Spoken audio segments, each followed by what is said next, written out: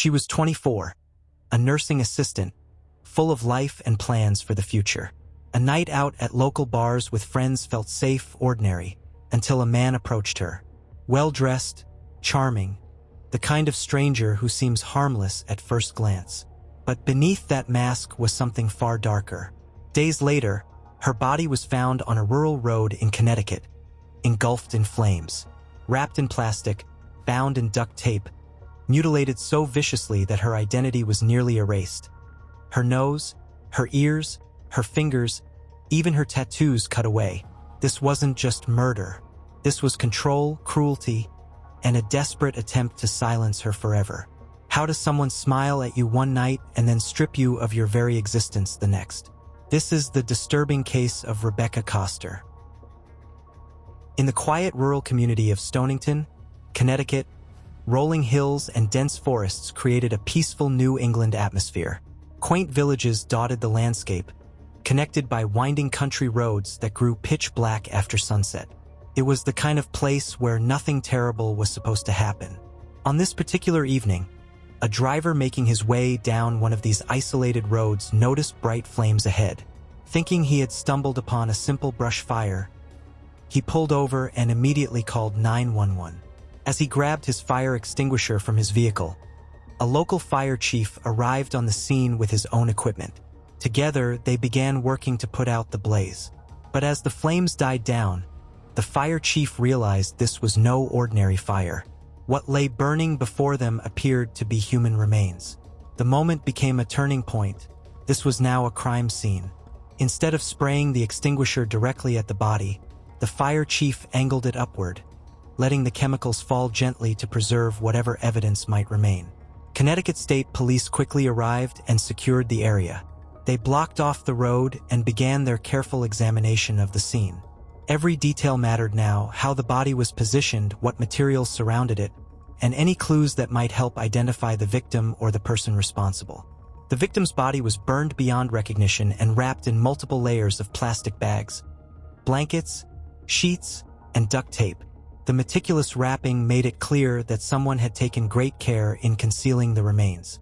This was obviously a dump site. The person had been killed elsewhere and brought here to be disposed of. Dr. Ira Kaner, the Connecticut State Medical Examiner, would be called upon to unravel this mystery.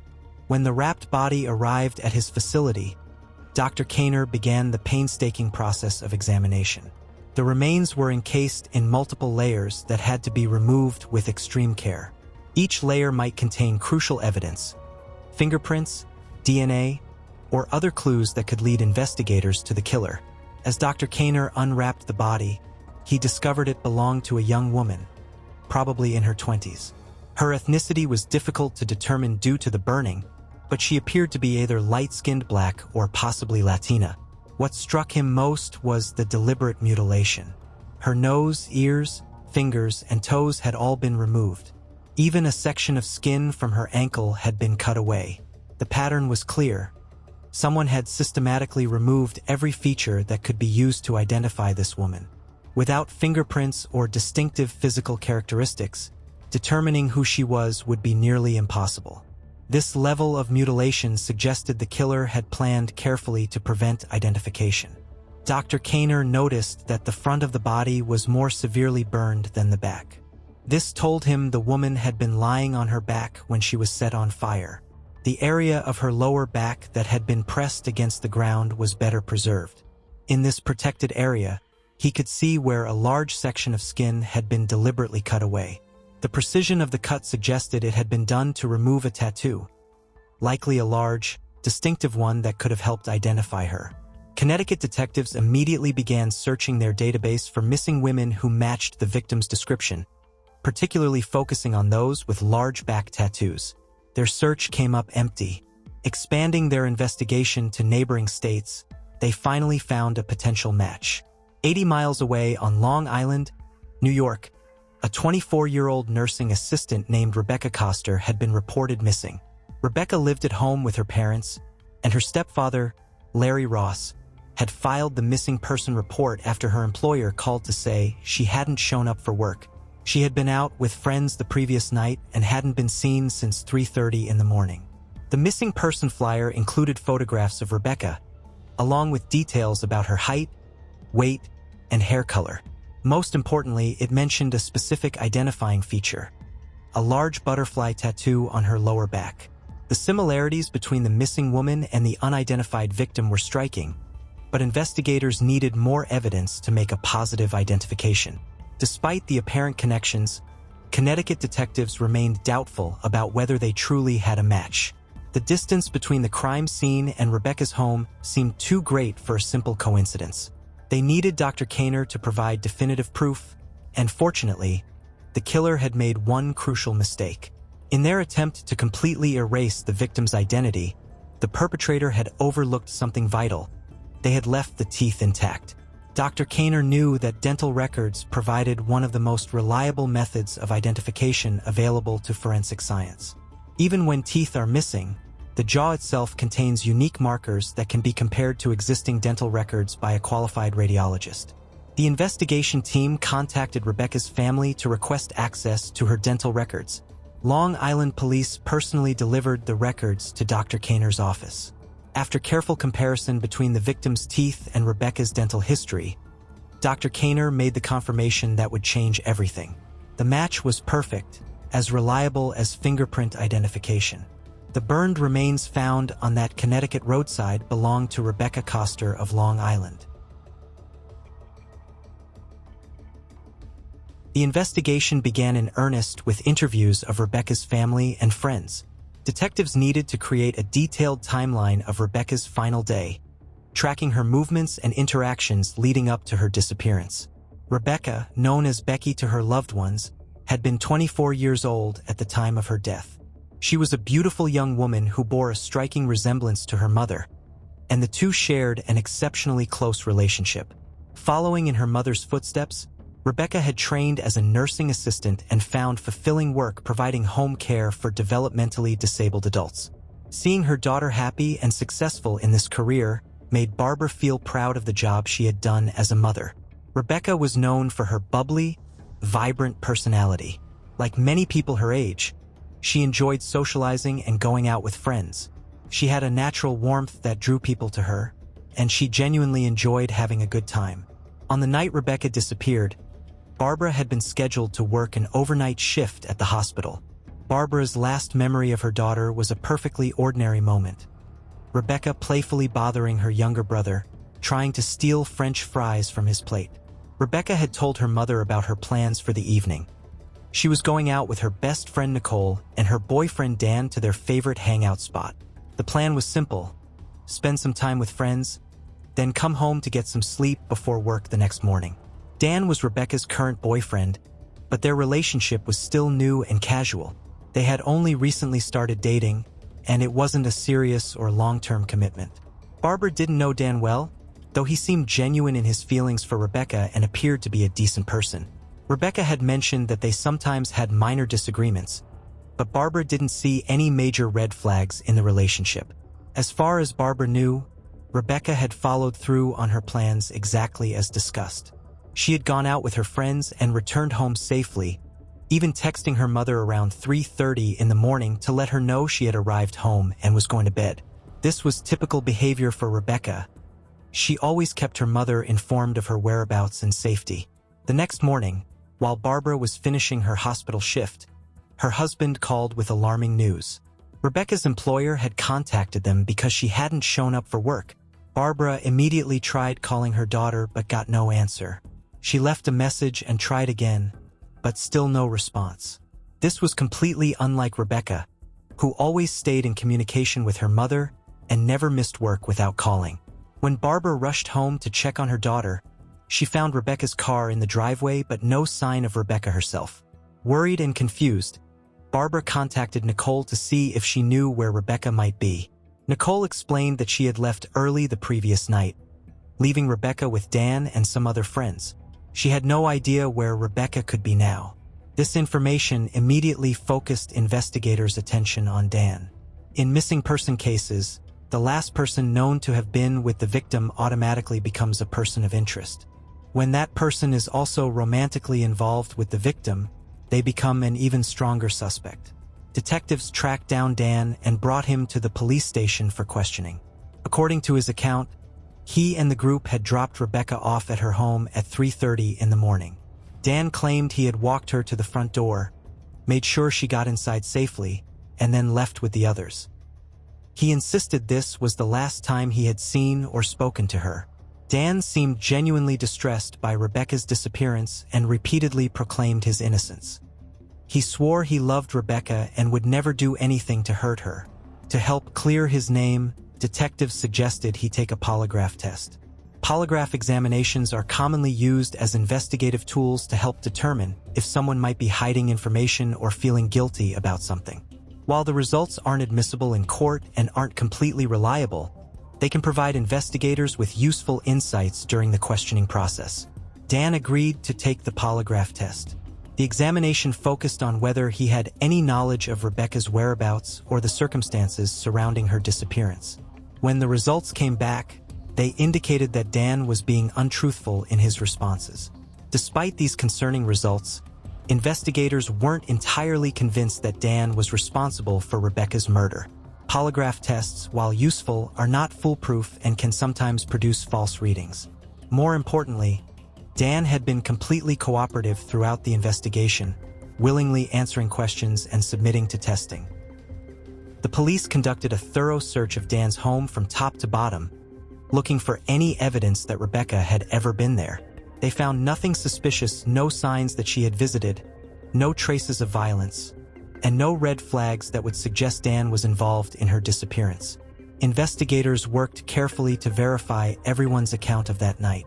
They spoke with all the friends who had been out with Rebecca and Dan, comparing their stories for consistency.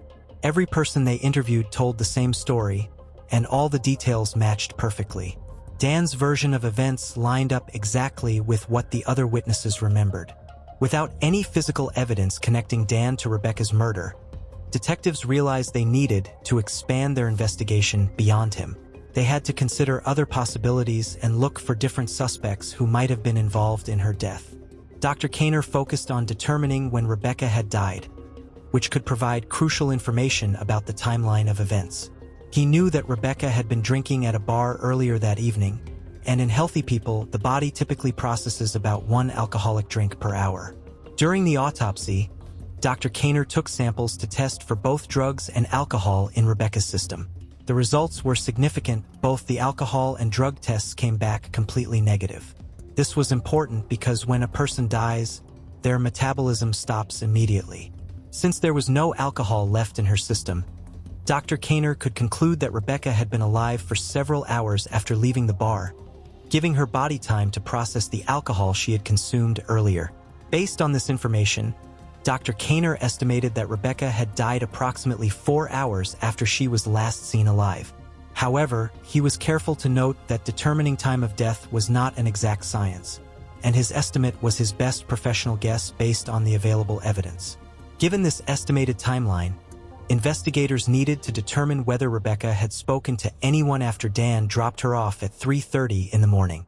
Rebecca's family was able to access her phone records through their computer, hoping to identify the last person who had contacted her. What they discovered was deeply troubling. The phone records showed 2 incoming calls to Rebecca's phone in the early morning hours, both from the same number with a 617 area code. The first call came in at 4:10 in the morning, and the second at 4:27. It seemed clear that whoever made these calls was likely the last person to speak with Rebecca before her death. Detectives began to suspect that the person who called Rebecca at 4:27 in the morning was probably her killer. This phone contact represented a crucial breakthrough in understanding what had happened during Rebecca's final hours. Rebecca's mother would later reflect on her daughter's trusting nature, which may have contributed to the tragedy. Like many young women, Rebecca had made what turned out to be a fatal decision to trust someone she shouldn't have. She never believed that anyone would actually want to hurt her, despite her mother's warnings. Her mother had often told Rebecca that her beauty made her a target, saying that there were dangerous people in the world who looked just like everyone else but had evil intentions. Police immediately began working to trace the source of those 2 mysterious phone calls made to Rebecca on the morning of her murder. They were able to quickly obtain the phone records for the number that had been contacting her. While investigators continued trying to identify the mysterious caller, Dr. Kaner worked on determining exactly how Rebecca had died. When examining burned remains, one of the first questions forensic pathologists must answer is whether the victim was still alive when the fire started. The severe burning made it difficult to identify external injuries on Rebecca's skin, so Dr. Kaner focused his examination on the internal organs, the heart, liver, lungs, and kidneys. During this internal examination, he made a disturbing discovery. Rebecca had suffered a stab wound to her liver, and there were several hundred cubic centimeters of fluid and clotted blood in her abdominal cavity. This indicated a serious injury to the liver that had caused significant internal bleeding. He also found 4 sharp force injuries to her neck. Because Rebecca had suffered multiple fatal wounds, Dr. Kaner listed the official cause of death as the result of all the injuries combined. The case was definitely a homicide. Someone had deliberately attacked Rebecca with a knife, inflicting multiple stab wounds to both her neck and liver. These wounds had killed her before her body was mutilated and burned. Now armed with the official cause of death, police returned to investigating Rebecca's final movements. Through their interviews with people who had been with Rebecca that night, they learned that the group had visited a bar called Butcher Boy. Investigators quickly discovered that this establishment had a surveillance system, and they were able to obtain all the security footage from the night Rebecca was there. When detectives reviewed the video footage, they could clearly see Rebecca inside the bar. What caught their attention was that she appeared to be sitting alone much of the time, while her boyfriend and friends were off talking to other people in different areas of the bar. During this time, the cameras captured something significant: an unknown man approaching Rebecca. This man appeared to be older than the typical bar crowd, certainly not in his early 20s like most of the other patrons. He was dressed conservatively, wearing what looked like a sweater vest, giving him an unassuming and harmless appearance. The video showed him entering Rebecca's personal space quickly and engaging her in conversation for an extended period. What made the footage particularly interesting was that both Rebecca and this stranger could be seen using their phones while talking. It appeared they were exchanging some kind of information, and at one point, the man seemed to take Rebecca's phone from her hands and punch in a number. This suggested they might have been exchanging contact information. Based on this new evidence from the surveillance footage, investigators decided to re-interview the people who had been with Rebecca that night. During these follow-up conversations, a woman named Jennifer suddenly remembered something important that she hadn't mentioned before.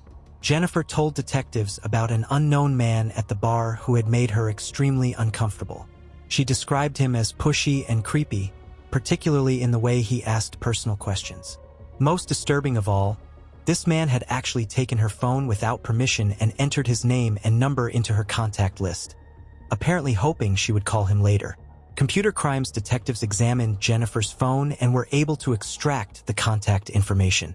They discovered that someone calling himself Jay Brown had been added to her phone, along with a 617 number, the exact same number that had appeared on Rebecca's phone records from the morning she was killed. Finally, investigators had identified their prime suspect.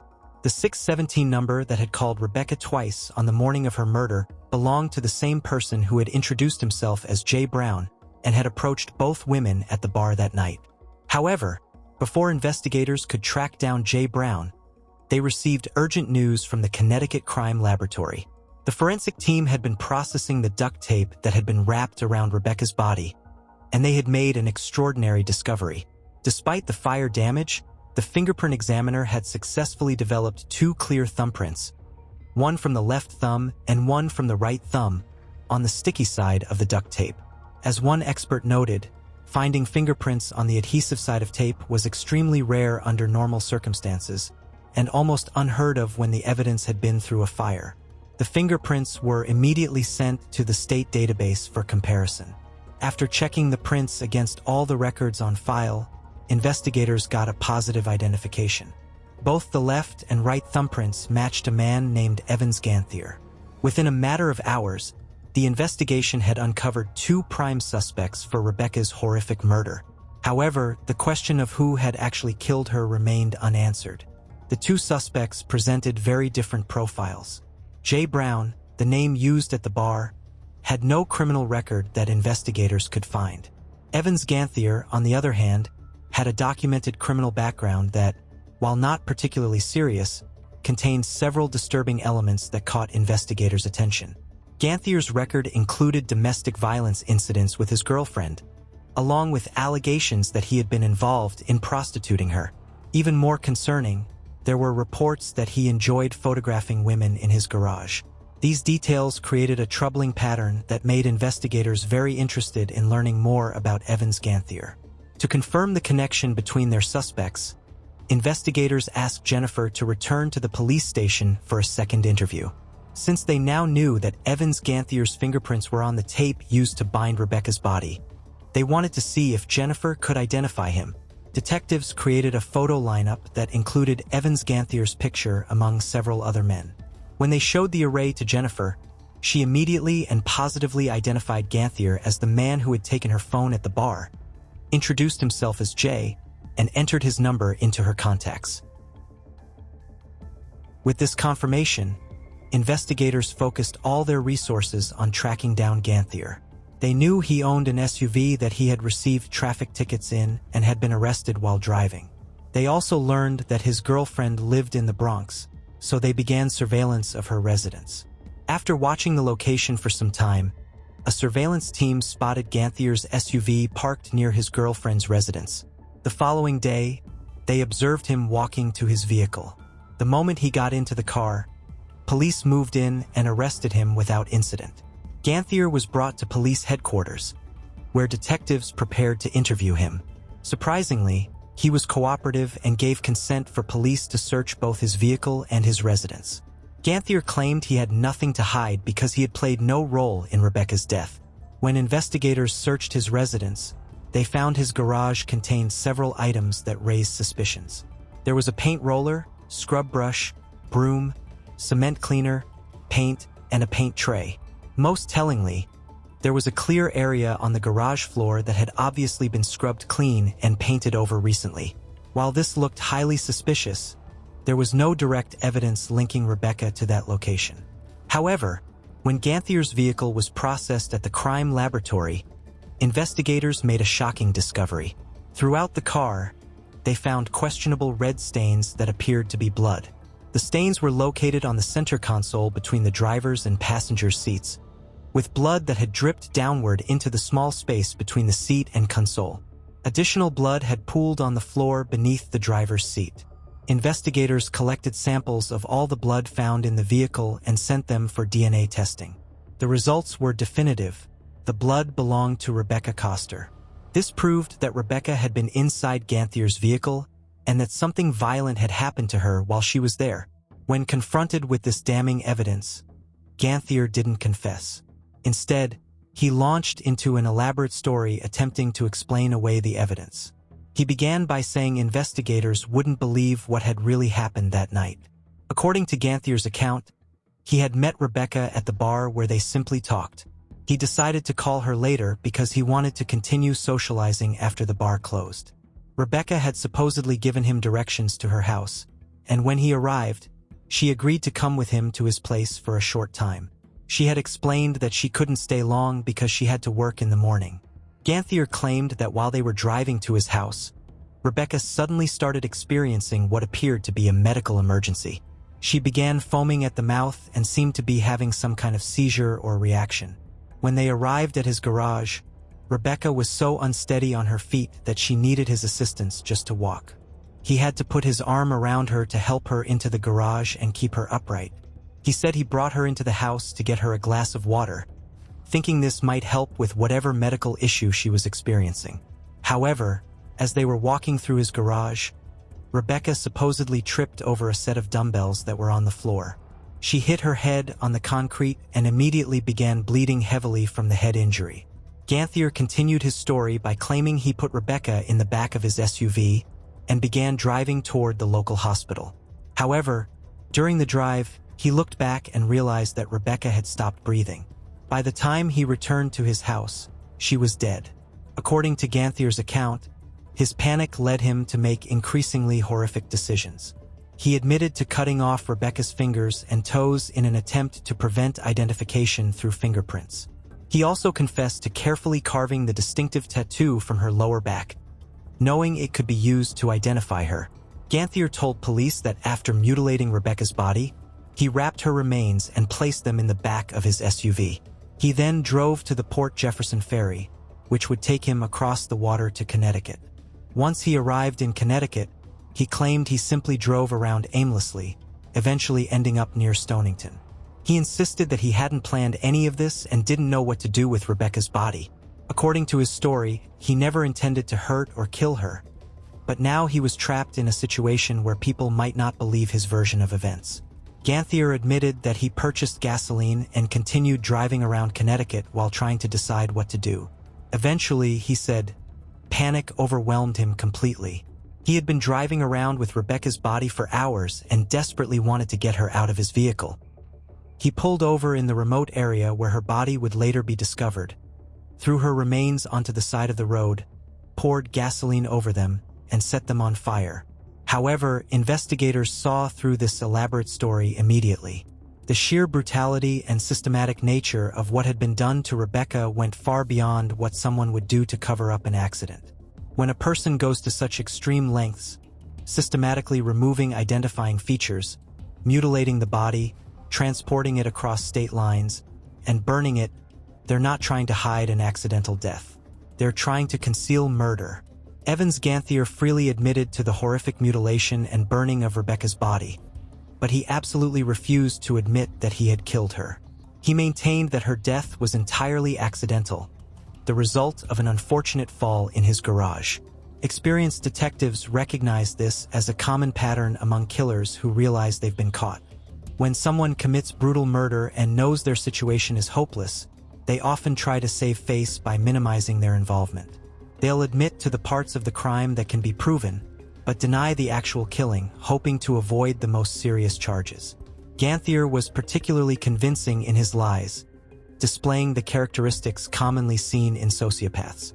He appeared to have no genuine remorse or conscience, and his primary concern was protecting himself from consequences. While he claimed he only wanted to remove Rebecca's identity after her accidental death, it was clear he was actually trying to eliminate any evidence that would show she had been violently murdered. The trial lasted an agonizing 4 weeks. After deliberating for just 5.5 hours, the jury reached their verdict. They found Evans Ganthier guilty of murder, concluding beyond a reasonable doubt that Rebecca's death was a homicide caused by stab wounds, not any kind of accident. The judge sentenced Ganthier to the maximum penalty allowed, 25 years to life in prison. During sentencing, the judge condemned Ganthier's unthinkably cruel behavior, not just in killing Rebecca, but in the horrific things he had done to her body afterward. For Rebecca's mother, the guilty verdict brought relief rather than happiness. While she was glad that Ganthier wouldn't be able to hurt anyone else, nothing could bring her daughter back. She admitted that she wished she could be the type of person who could forgive, but in this case, forgiveness was impossible. The loss of her daughter and the brutal nature of her death had left wounds that would never fully heal.